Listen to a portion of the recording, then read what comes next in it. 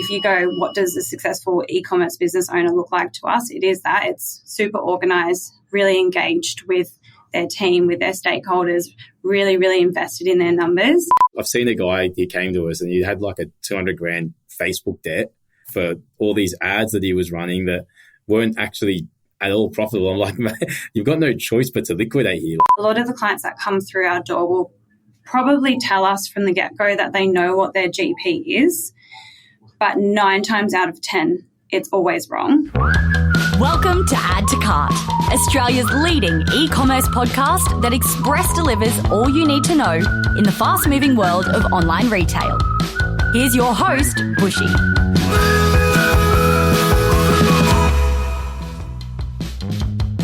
Welcome to another episode of Add to Cart. I'm Bushy and I'm joining you from the land of the Turrbal people, otherwise known as Brisbane, Australia. On Add to Cart, we welcome everyone to share and listen to e-commerce stories. The more diverse, the better. I want to especially welcome the traditional owners and the original storytellers of the land that we are on, our Indigenous and Torres Strait Islander listeners, to join us in our e-commerce conversations and our community. Now, speaking of community, we are excited to have the Add to Cart campus open for access. What's the Add to Cart campus, I hear you say? Put simply, it's a learning community for e-commerce professionals. And it feels like it's what we've been building at Add to Cart for many years. Free to join, campus has lunch and learn webinars, the latest e-commerce resources, a job board, and a heap of ways to learn with industry professionals and your peers. Whether you're an e-commerce manager, a founder, or simply finding your path to a career in e-commerce, we'd love to see you in there. Register to join campus at addtocart.com.au/campus. I've found that there are generally 2 types of people in the world. Those that know their way around a profit and loss account and maybe even secretly enjoy it, and those who just don't. Which one are you? Whether you love or loathe the bottom line, it can't be avoided if you want to build and scale a successful e-commerce business. My guests today are here to help. They are numbers experts with a special interest in the unique quirks of e-commerce. Danny, Chiha and Natalie McDermott join us from Kelly+Partners Accountants, an ASX-listed company with branches in Australia and expanding globally. I first met Danny and Nat at Retail Global, and I loved their approach to e-commerce and the numbers behind e-commerce. Danny and Nat are both partners at the Northern Beaches branch in Sydney, working with around 50 e-commerce brands with a turnover running from $50,000 to $50 million. In this chat, Danny and Nat share what an e-commerce business baseline gross profit margin should be and why it is the number one metric that we should keep an eye on. They also talk about the non-financial KPIs you need to be paying attention to and how much you should be spending on marketing. So with that in mind, time is money. Let's get into our conversation. Thanks to our partners, Shopify Plus and Deliver in Person, here's our conversation with Natalie McDermott and Danny Chiha from Kelly+Partners Accountants. Nat and Danny, welcome to Add to Cart. Thank you so much for having us. It's a pleasure to be here. Pumped, Nate. So good to have you guys here. We had an awesome dinner at Retail Global. It's because you were drunk. Well, we're recording this at 10 a.m. on a Monday morning, so I don't think it'll be the same conversation. It might be a completely different conversation. That was such a fun night. And Danny, I learned something about you in that you, well, actually learned this afterwards. You're an international rugby league star representing Lebanon. I'm like, how do you go from that to being a founding partner of one of Australia's leading accounting groups? Where's the link there? Mate, believe it or not, Lebanese rugby league players love numbers. No, honestly, obviously played sport growing up, tried to make a football career before an accounting career. Mum and Dad done a really good job of telling me I need to have a backup plan in case I don't make it. And yeah, you didn't mention Australian rugby league player. Obviously, I didn't make it. So, I worked really hard on footy and all that for a long period of time, but was always studying kind of in the background. Just landed here. And when did you start at Kelly+Partners? 10 years this year, 2014. Yeah. Beautiful. So had a bit of a journey. And Nat, what was your path into Kelly+Partners? Mine's actually quite funny. I did like multiple degrees and courses before I actually landed in accounting, which I find quite humorous now. When I think back to like the variety of things and courses that I went through to get to the point of becoming an accountant, I started with like a science-based degree in nutrition and then kind of gave that up because I realized I wasn't a scientist. And then I thought maybe I could be creative and dabbled in some interior design and photography. And then I kind of gave that up and just went traveling for a year and did like an overseas stint, as most younger people will do. And then I did like a hospitality and then a business course. And then I finally landed in accounting, which is just super weird, but I am a bit weird. So there you go. I studied law and human movement before I got into marketing. There you go. Yeah. It's hard as an 18-year-old to be told, pick a career. That's Correct. right. Pick what you want to do for the rest of your life. And I actually started at Kelly+Partners as an intern halfway through my accounting degree. I sent Danny a really great email and it was way too good for him to refuse. So I basically worked for Danny for free for about 3 months.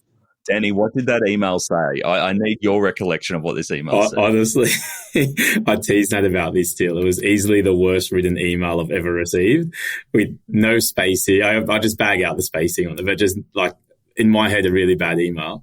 But I literally had no money at the time in terms of starting the business. I was like, yeah, sweet, this person is willing to come help us out. So took a crack on it. Turned out to be the best person I could ever find. So very grateful. Amazing. Yeah.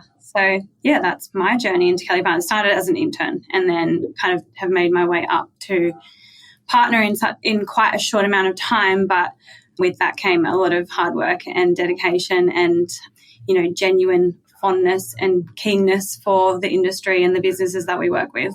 Beautiful. And spell check now. And, well, look, it was spelt fine and the content was great, but it was just that I was using Gmail and the spacing just wasn't amazing. Very fair. It's an easy mistake. Now, do you look after mainly the e-commerce businesses within Kelly+Partners? That's right, yeah. So Danny and I kind of really first learned e-commerce through Danny's wife's business, The Little Homie. She actually launched 8 years ago, so pretty much the exact same time that I started with Kelly+Partners. And it was a really great thing for Danny and I to kind of like be a part of because it forced us into learning what was required from an accounting point of view for an e-commerce brand.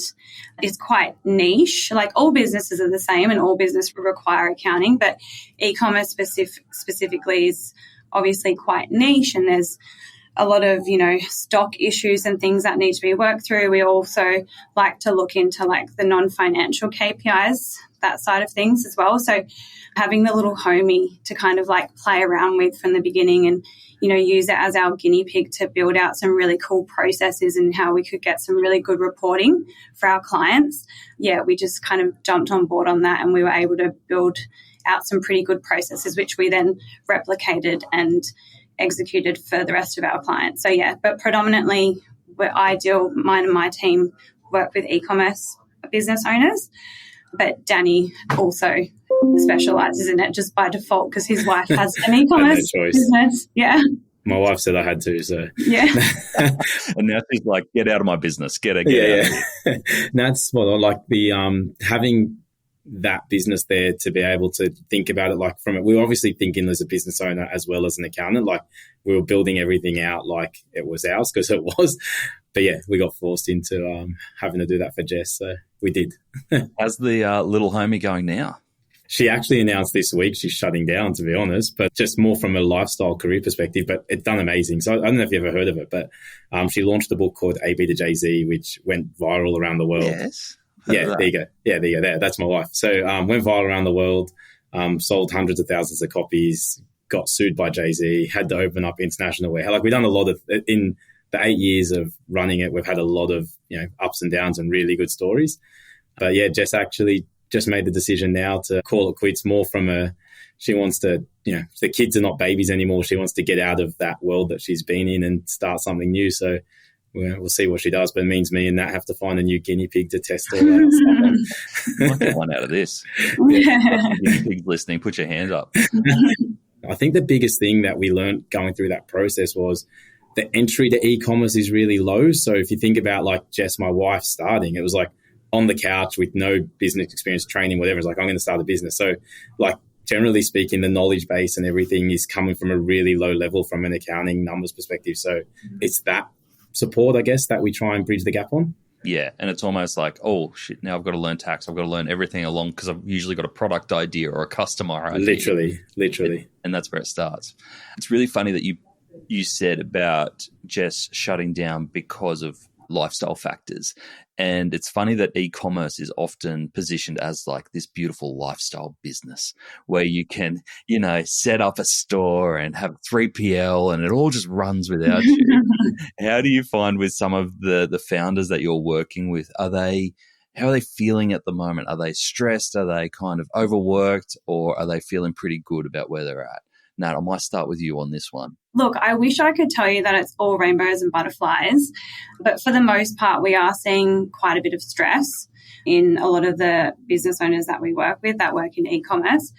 The ones that are not feeling, I guess, as stressed are the ones that are obviously doing really well, especially in the last, year or so where we've had global downturns and people have stopped spending money. And the ones that have kind of like come out the other end of that really well are the ones that, funnily enough, aren't as stressed. But what we're seeing is if you're a business owner and you work in e-commerce and you're invested in your numbers and you've got a really good team and, you're leading your team really well and you're kind of like very, very organized, then you're generally going to succeed.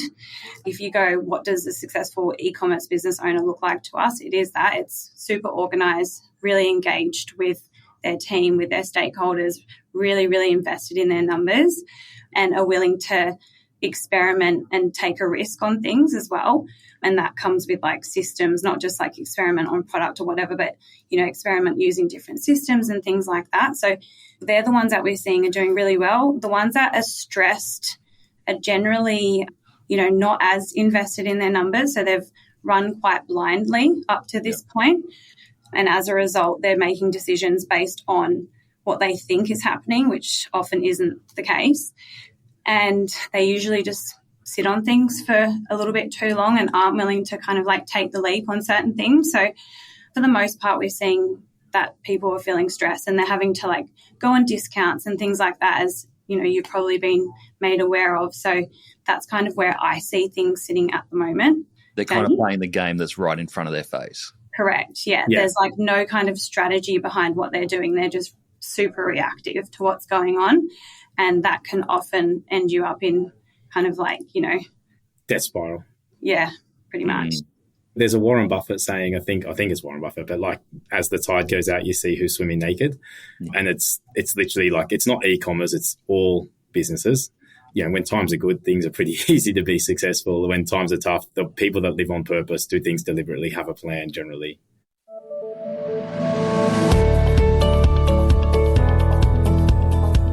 Remember Alex and Danny from Kelly+Partners? We interviewed them back on episode 208. Good news. Kelly+Partners have continued their incredible growth with new international markets, social engagement, and, well, let's not beat around the bush, beautiful bodies. So when they looked to expand their business further with their B2B offering, they weren't going to slip into dad bod territory. They needed the experience to be as good, if not better, than the D2C experience. That's why they opted for Shopify Plus's B2B offering with customized collections based on size availability, mass add to cart from collection pages, and optimized conversion design. The result? A 3 times growth in B2B wholesale customers and a 60% revenue growth year on year. Talk about pleasing to the eye and to the accountant. If you want to explore B2B expansion for your brand, check out shopify.com/au/plus and get in touch with the Aussie Shopify Plus team to see how Shopify Plus can power your B2B business. When you talk about knowing your numbers, I'd love to dive into this because I know this will be very close to a lot of our listeners' hearts. What numbers are we talking about as a baseline? If you don't know this, then you're screwed. And then next level, like where is the gold often hidden? Yeah. So the number one metric that everyone should be across is their gross profit margin.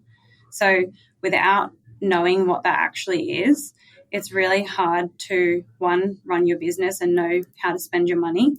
And two, it's really hard for us as advisors to help you with your business if you don't know what your gross profit margin is, because that's often going to dictate pretty much everything. Like, what can I spend on marketing and what can I spend on staff, and can I hire someone else, and can I open a warehouse and things like that. Like, we can't give you that answer unless your gross profit margin is, or your gross profit is correct.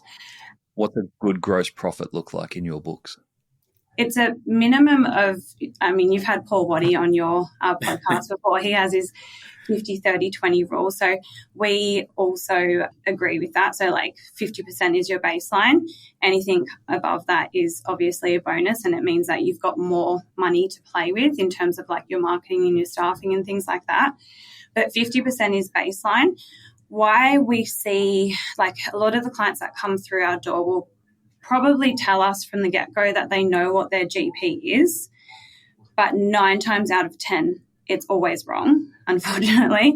And they've been making all of their decisions to date based on what they thought their gross profit margin was. So getting that right is really, really important. And where we generally see it's not correct is a lot to do with stock. So stock is like one of the biggest areas within any kind of product-based business to get correct.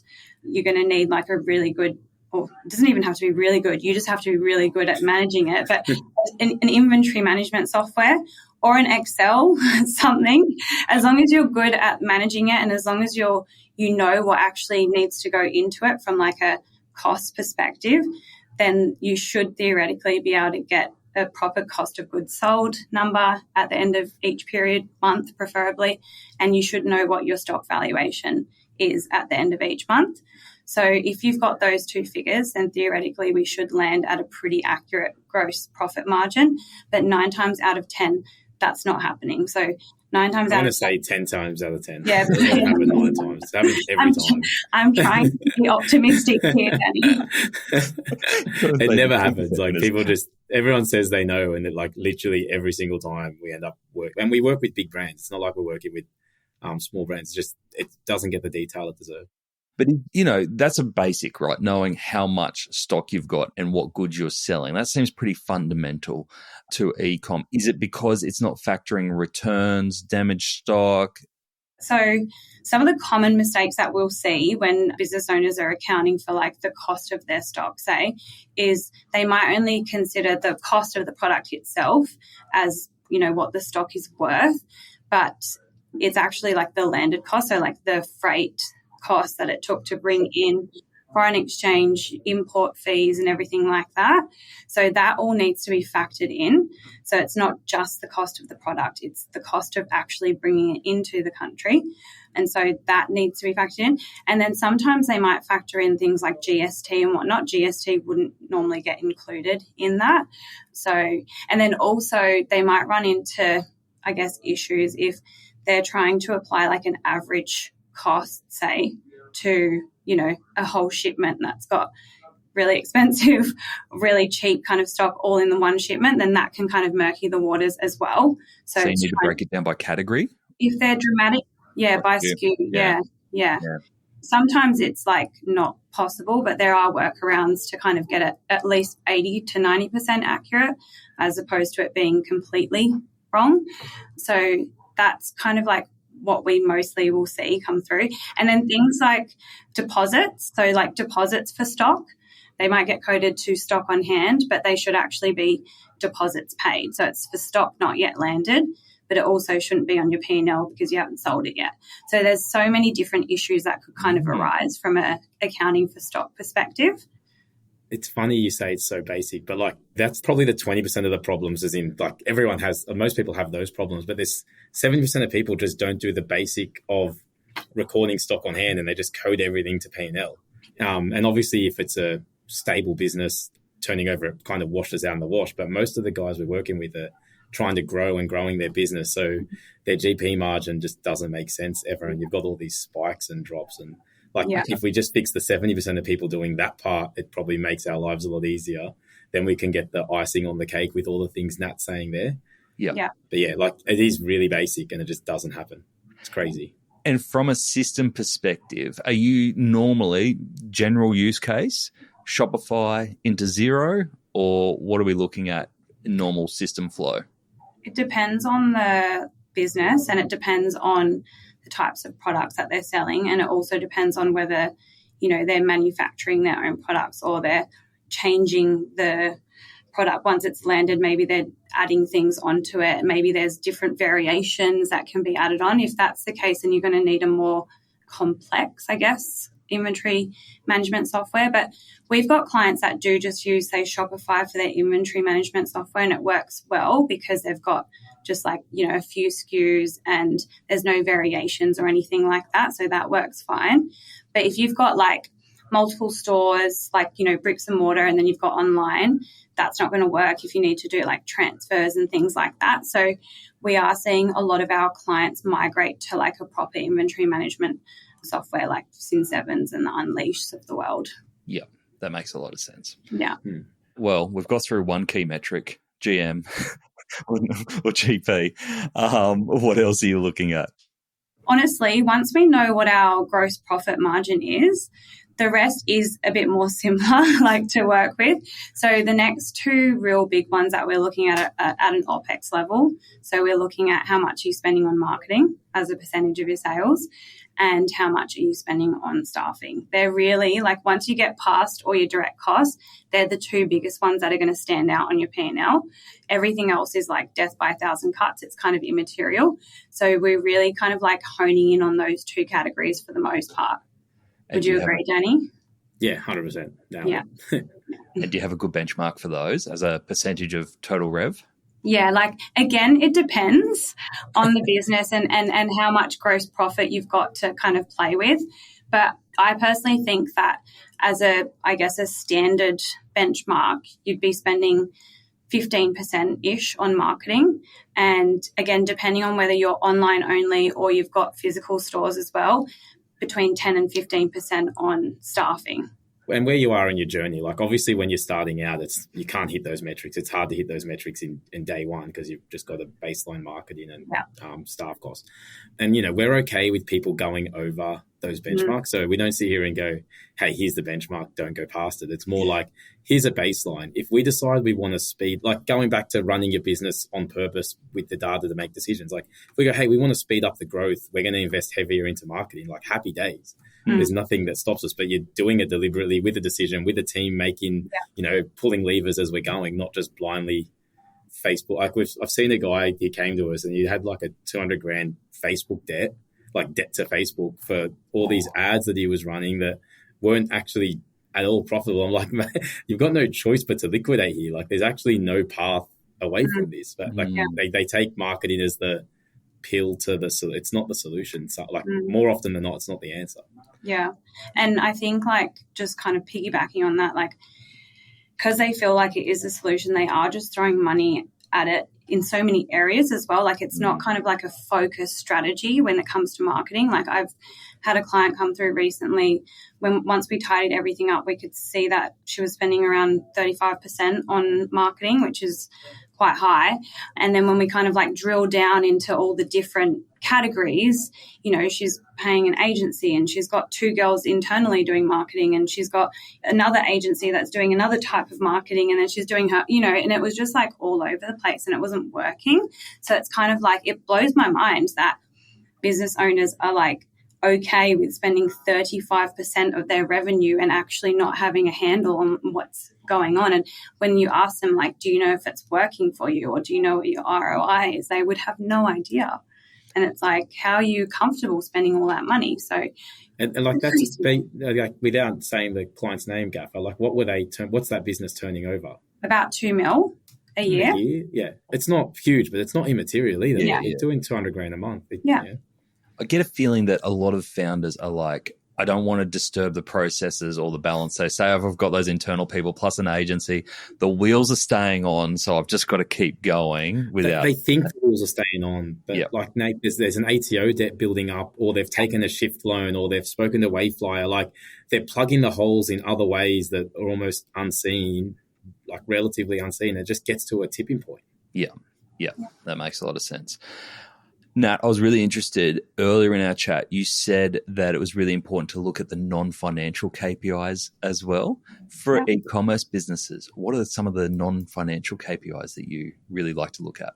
Yeah, so we're looking at LTV, so lifetime value of customer. We're looking at total orders each month. We're looking at customer acquisition costs each month. And then we're also looking at number of new customers and number of repeating customers. So they're the main, and average order value. Yeah, they're financial and non-financial. So that's not entirely non-financial, but they're not like kind of P&L related KPIs. And then, as Nat said, like we're pulling in the order values and things to kind of work out the calcs for people because, again, they don't do it themselves. Yeah, they're more e-commerce metrics than they are accounting metrics. On the marketing side, just to go back there briefly, question I had for you there is, from an accounting perspective, do you treat marketing that might be directly attributable to sales? So, for example, Facebook ads where you go, yep, that click-through equaled this sale, versus more above the line or even branded campaigns where it might be a billboard or even people opening up stores to say, look, we expect the store to break even, but really it's a marketing and a branding awareness. Do you treat them differently from an accounting perspective? I don't think we do. Like, we bucket it into a bucket, but we don't, like, as I said before, like, don't care if they go over, if they've made the decision to do the billboard. Like, we want another point probably we didn't touch on before, like the guys that are successful are making long-term brand decisions and building community versus, the short-term Facebook fix. So we want to see that spending happening. We want that spending to be in our marketing costs. And we just want it to be deliberate and made with some thought, not just throw the money at every bus and billboard that you think of and see what happens. There just needs to be some strategy and thought behind it. Yeah, that makes a lot of sense. But we bucket it all together, so we don't separate. Yeah, it's below the line, so we don't have it sitting up in direct costs or anything like that. But we do go into the detail of breaking down the different categories inside marketing so that we can easily pinpoint what was spent on Facebook, what was spent on photo shoots, influencers, etc. So we can kind of like get really in the detail and go, where do we need, like what's working, what's not kind of thing.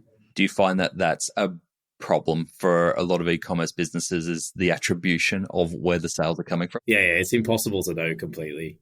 It's really hard. They've made it harder and harder. Like, I think that's on purpose too. Like, the murkier they can make it, the more you feel like you can't get away. Yeah, makes sense. From Australian ecom perspective, when it comes to running an e-commerce business, we've obviously got a lot more data out there now because of the ASX, and we've got a lot more visibility on brands who are doing it well. Who do you hold up? Like, because we've talked about some businesses that might be struggling, especially smaller founder-led businesses. Who do you reckon's doing it really well? Like, because we've done this as part of our press, our retail press. Like, we broke out Booktopia, Adore Beauty, and I don't remember, what was the underwear brand called? Step one underwear brand. And like, obviously Adore Beauty and Booktopia are a lot bigger brands in our minds, at least. But when you break out the Step One underwear's numbers, they are actually killing it. Like, their margin's amazing.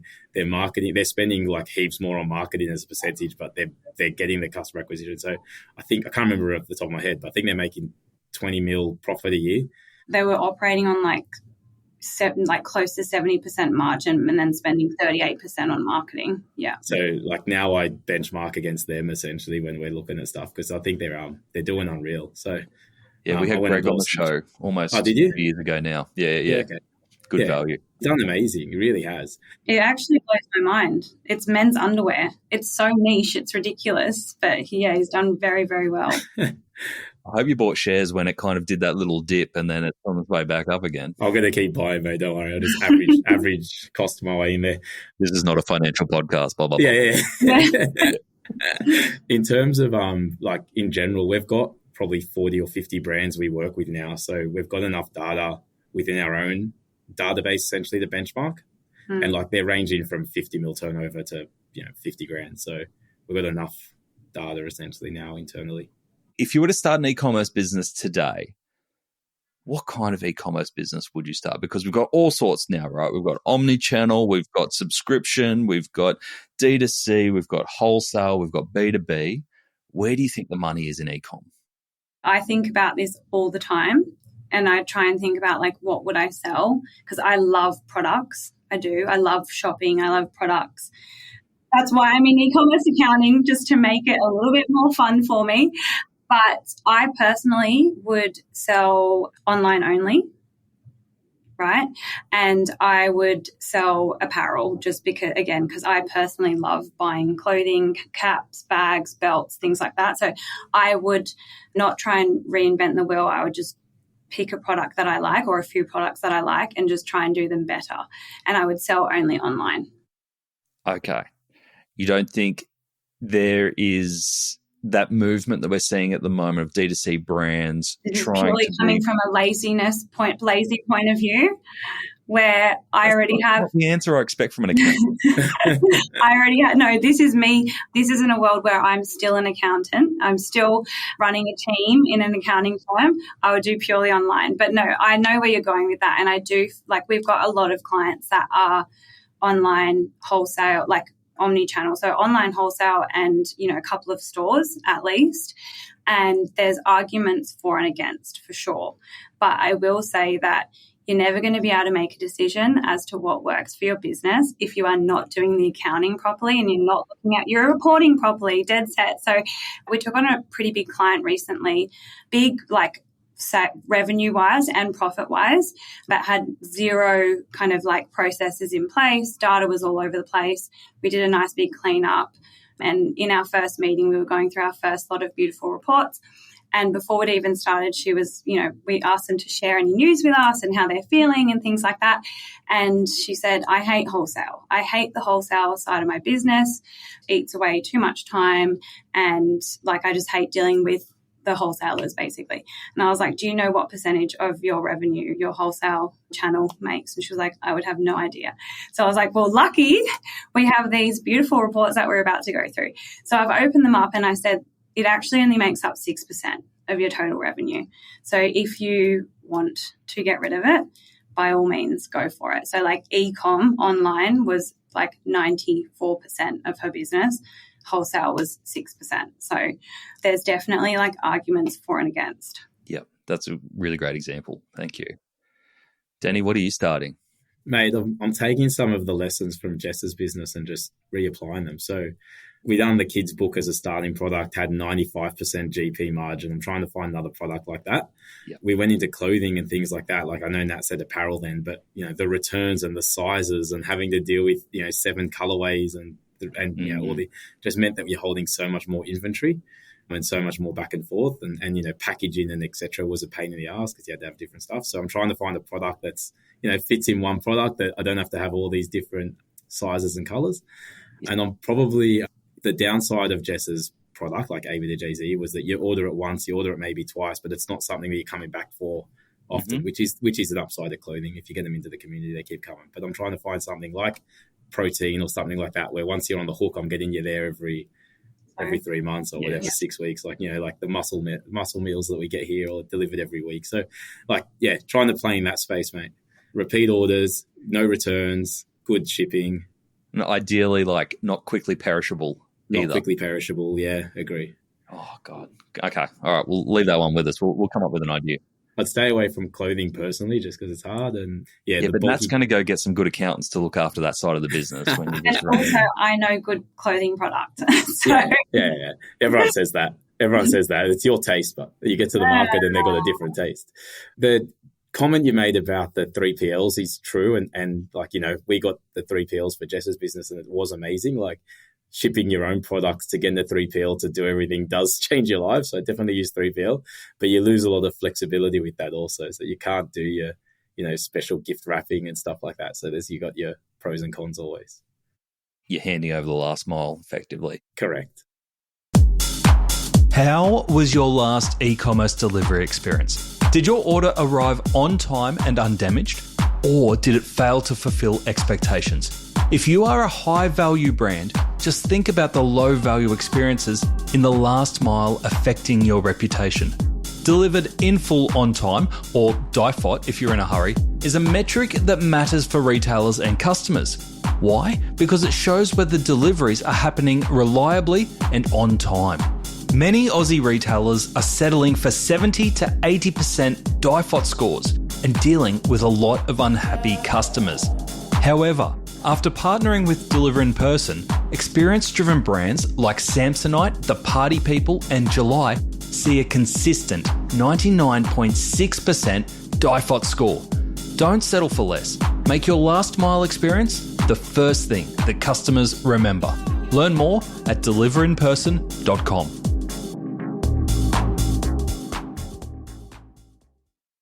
One thing that I'm picking up from our conversation is how important it is to be organized and to have processes before you even start looking at the numbers. Like, it feels like there's a little bit to unpack around what does that look like? What does an organized e-commerce business looks like? Before you even start analyzing it, are there some simple processes in place that you go, if you just did this on a daily, weekly, monthly basis, that you're going to be in such a better position to have a view over your business? Do you mean from a numbers perspective, or just from a numbers, costs, profit perspective? Yeah. Firstly, I mean, this might sound really basic, but I do see a direct correlation between super successful run businesses and, being super responsive. So I've got some clients that they are super responsive, right? You'll write to them, you'll ask them questions, and it'll be questions around hey, I need to know X, Y, Z so that I can finish this piece of work for you. They'll respond straight away. And I imagine that they are like that with, all of their kind of suppliers and stakeholders and things like that. And they're the ones that generally run a really tight ship, and they're the ones that generally will do really well. The ones that where I have a meeting with them and they seem super engaged, and then the meeting ends and then I'll send a follow-up email and I'll say, this is what I need to get X, Y, Z done. They will not respond for 2-3 months, right? Or go get locked in the tornado at work. Yeah. So it's super slow moving. You can never get anything done. All these great ideas that we wanted to try execute on just won't happen, right? So one is just being really engaged and responsive.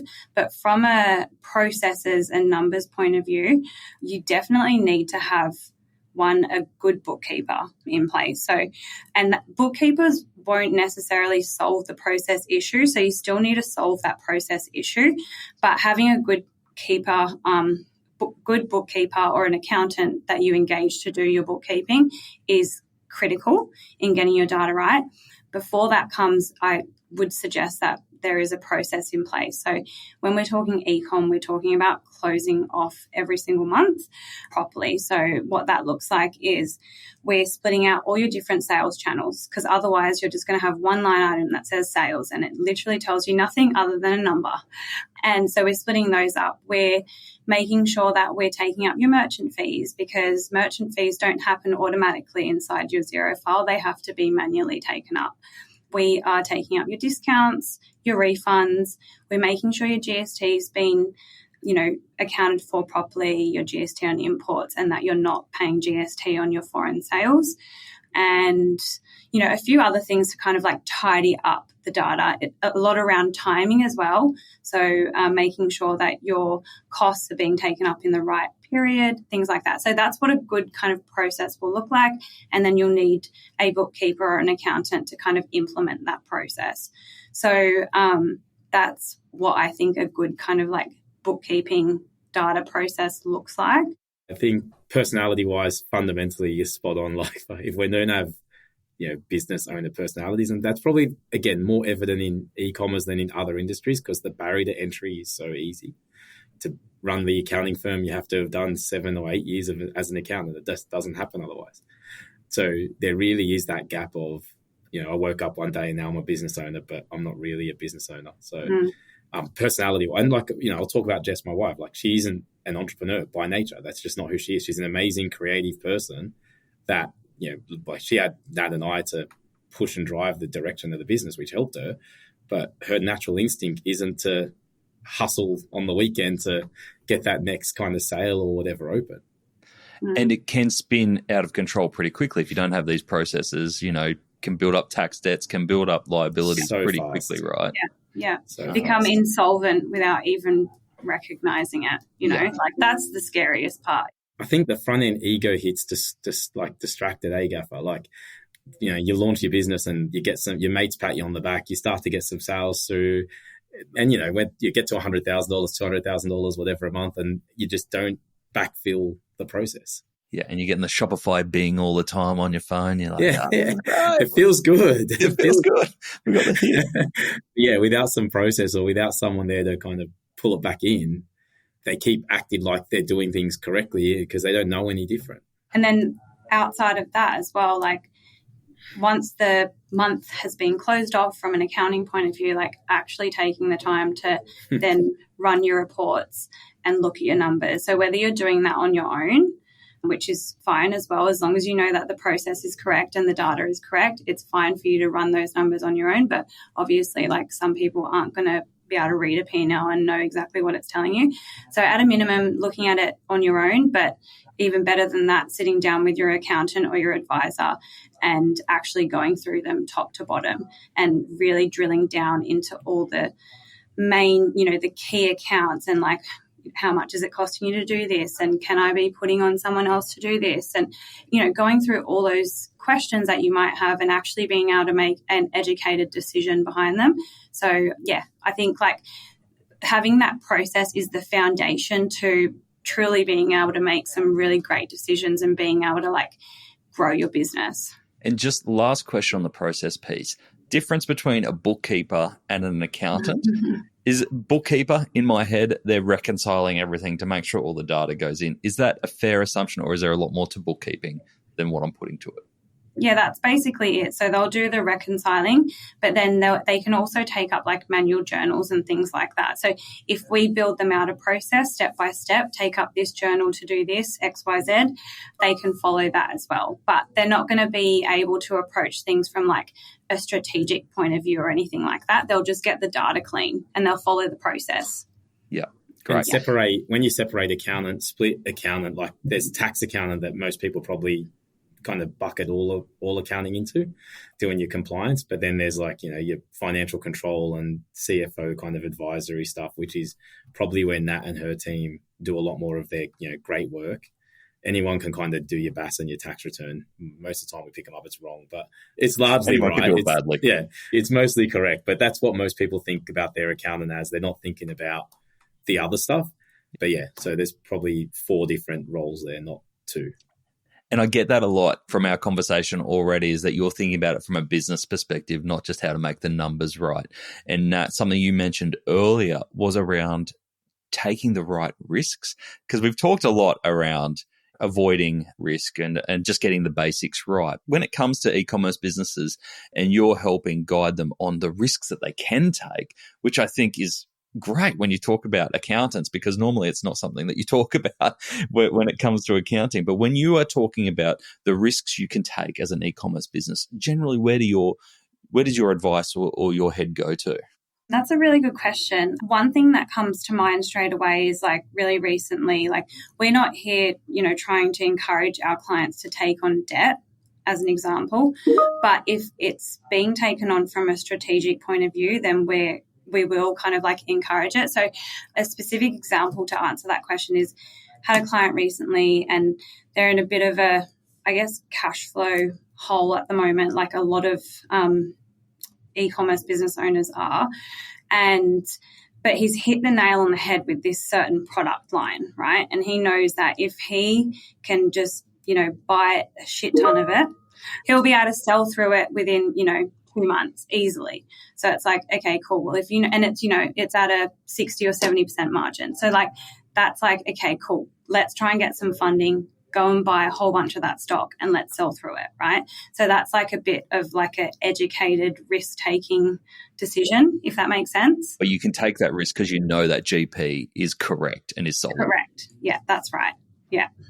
The funding the growth of e-commerce is really hard. Like why a lot of owners get stuck is even if we show them a P&L that's making profit, a lot of that profit goes to reinvesting in inventory. So they're not actually seeing any cash in their bank account. So they are constantly having to make decisions around how much of that cash am I tying up or getting debt to offset it. But yeah, like spot on, like having those margins, understanding the business, like Nat's saying there, like we're not there to push them into debt, but just give them the comfort of this is what it looks like if you do this and it works. Like the hardest part is guaranteeing the sales. Obviously we can't guarantee the sales side of it, but that's their part of expertise.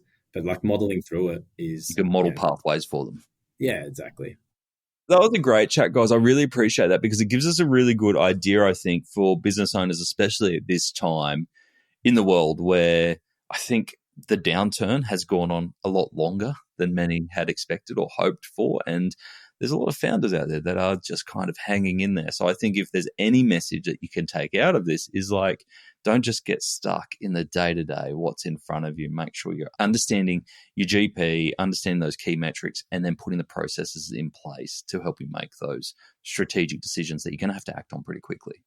I think it's like business is lonely as well. Like to layer on top of that, it's a lonely, hard place, but you're not in it. Like get some comfort that you're not the only one in that position sometimes. So reach out and kind of work on it. Don't just let it, kill you slowly. That makes a lot of sense. Guys, what's next for yourselves and Kelly+Partners? What's coming up in the next 12 months? Nat, I might start with you. Yeah. So we are trying to get out in the community as much as we can. So we are trying to differentiate ourselves or detach ourselves from what people generally kind of like think of an accountant or an accounting firm. So we're trying to get out in the community as much as we can. We're doing things like Retail Fest and presenting at Retail Fest. We're jumping on this podcast. We're doing our own events as well. So we've done 3 e-commerce events. They're face-to-face events, basically like bringing a whole bunch of ecom owners together for some drinks and some food.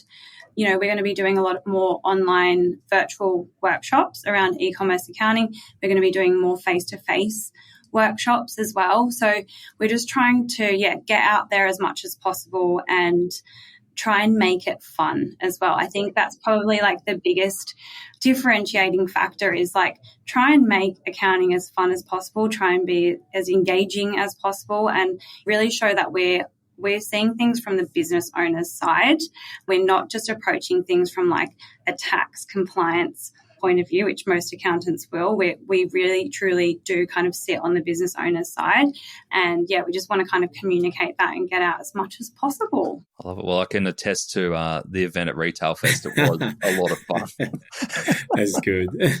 I think to layer on top of that, at a group level, we've opened Kelly+Partners in the US, a couple offices. We're going to do a fair bit more in the US and the UK and Europe over the next few years. So we're trying to bridge that gap of knowledge as these brands go global, that we can actually kind of help them wherever they are in the world. Is that you trying to pick up your rugby league international? Yeah, 100%. Yeah, 100%. It's also me trying to move to Italy. That's right.